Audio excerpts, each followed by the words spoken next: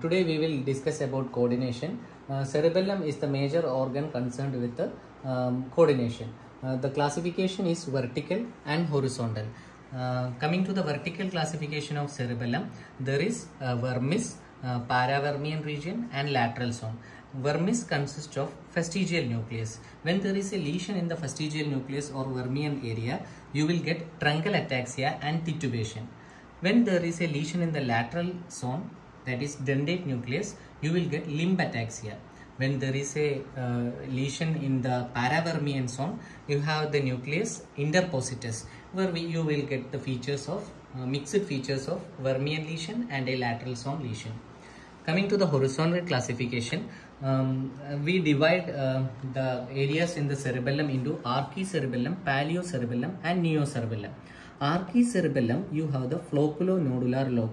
It is associated with the equilibrium. So, when there is a lesion in the flocculonodular lobe or the archicerebellum, you will get gait ataxia and nystagmus. Then, there is paleocerebellum. It is anterior lobe of the cerebellum.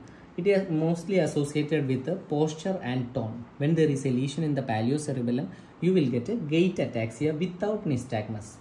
Then comes the neocerebellum, which includes the posterior lobe. When there is a lesion in the neocerebellum, you will get limb ataxia, hypotonia and dysarthria. Hypotonia will be in the same side of the lesion.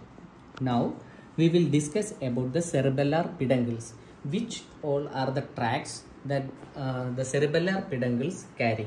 First, we will look to the inferior cerebellar peduncle. There are three cerebellar peduncles, which is superior cerebellar peduncle, connects from the midbrain to the cerebellum, then middle cerebellar peduncle from the pons to the cerebellum, then inferior cerebellar peduncle from the medulla to the cerebellum. In inferior cerebellar peduncle, there is afferent and there is an efferent. Afferent fibers are one, dorsal spinocerebellar tract. The next is vestibulocerebellar tract, and the next is reticulocerebellar tract.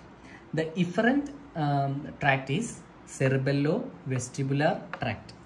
Okay, then comes to the middle.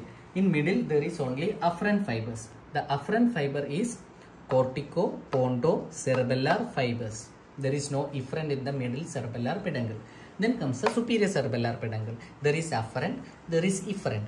In afferent, there is ventral spinocerebellar tract. The dorsal spinocerebellar tract is also already entered the cerebellum through the inferior cerebellar peduncle. The ventral spinocerebellar tract enters the cerebellum by superior cerebellar peduncle from the midbrain. Then you have tectocerebellar tract. Then you have trigeminocerebellar tract in the superior cerebellar peduncle. The efferents are mainly to the thalamus and the cortex. One is dentato-rubrothalamic tract and other is dentato-rubrothalamo-cerebellar tract. These are the tracts in the cerebellar peduncles.